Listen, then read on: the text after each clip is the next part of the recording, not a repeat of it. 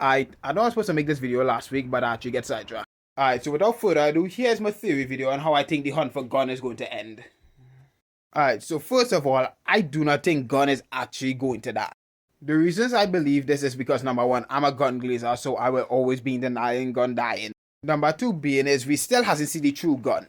If you do not know what I'm talking about, essentially PTJ said that very soon someone is going to die, and that is when we'll see the true Gunn. So already with that statement, Gunn is not supposed to die this arc because we still yet to see that person die.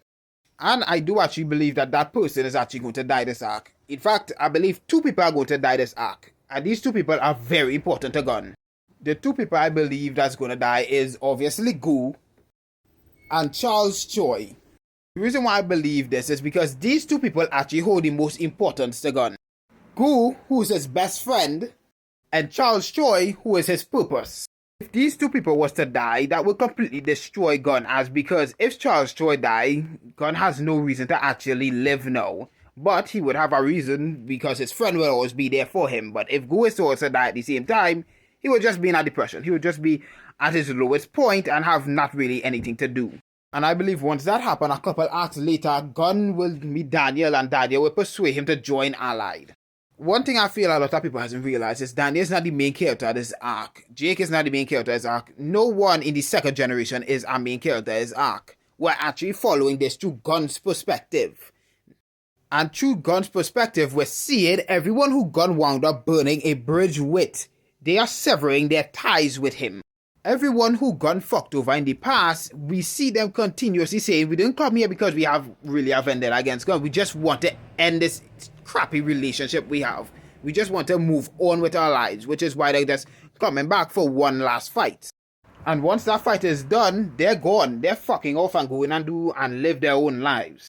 And Gunn being the nurture genius, the training prodigy, will hold a lot of importance to everyone in second generation who's going to be fighting alongside Ally.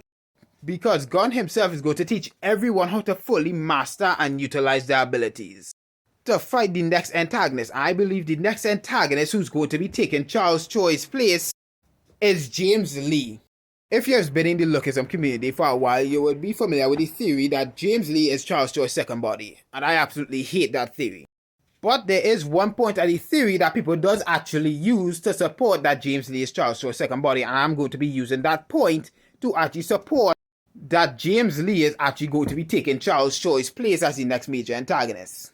The point that they use in that theory is the fact that James Lee and Charles Choi have similar mannerisms. Like this little face thing he doing here, Charles Choi did it a couple chapters earlier, I was what he say he was too old or some shit like that.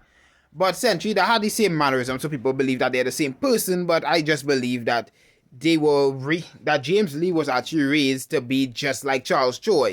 And that one thing is why Charles Choi actually gave Daniel this quest to surpass James Lee.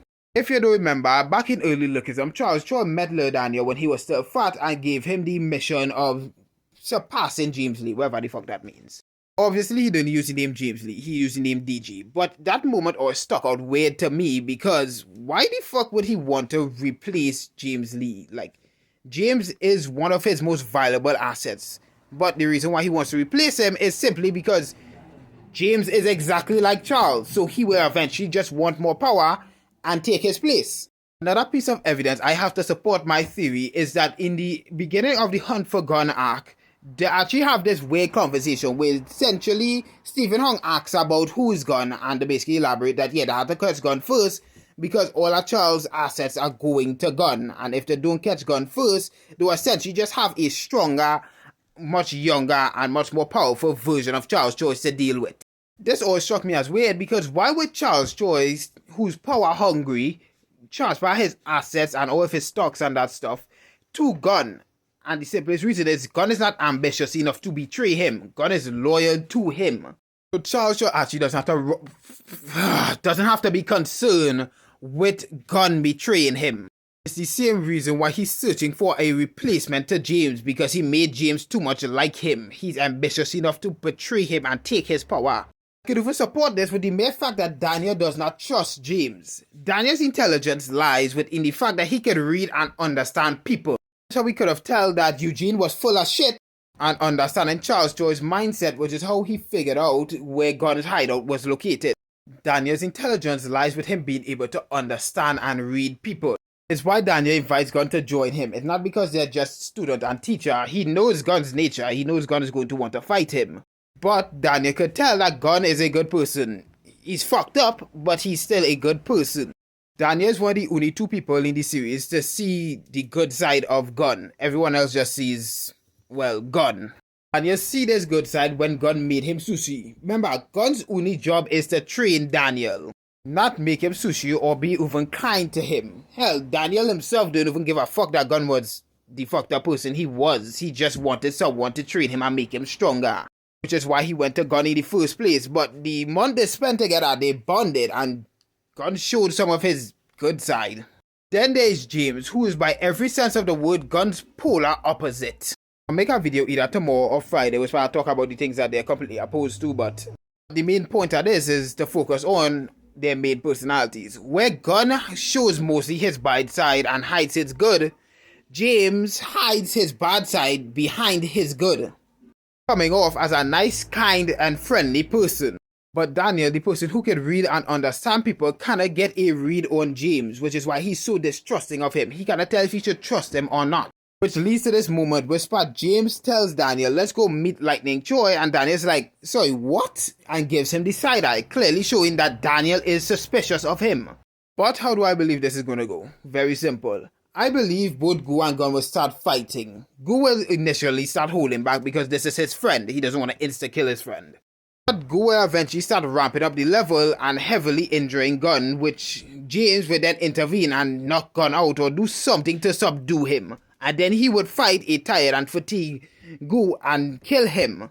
And when James goes to finish off Gunn so he can truly tie up the loose ends, he sees Charles Shaw running out of the school building, running from Daniel because he's obviously losing the fight, going to get Gunn to help him. But that's where James will immediately rush at Charles Choi, and they would have this little brief scuffle where they'll talk and all them type of things. Meanwhile, Daniel basically sees, oh, James is here, I'ma head out, takes up Gunn instead of leaving him there to die and rescues him because that is his teacher. But in the process, doesn't take the red paper for whatever reason. He might believe that, James might bring it back or something. Whatever, he fails to take the red paper, and James kills Charles and, well, looks back and goes and tries to kill Gunn, but realizes Daniel probably takes Gunn and was like, I don't really care anyway. Takes the red paper and then goes his way. Once James had all of Charles Choi's assets, then that is when I believe Gita is actually going to come into the picture, because Gita and James are supposed to be friends. Kind of just weird how he just doesn't show up throughout the series. Once that is done, I believe James or Gita will go to the workers, overthrow the workers, take all their manpower and all their resources, and basically just go back to James and, they'll just be running their shit. And that would truly lead to the final saga or whatever, was they have to take down James and Gita. Anyway, that's my theories why I think the rest of this arc is going to go. This is an 8-minute long video, so I just go and end it here. If you stick around to the end, make sure to like, follow, and comment and tell me what you think about this theory. Was I cooking? Did I miss? Let me know.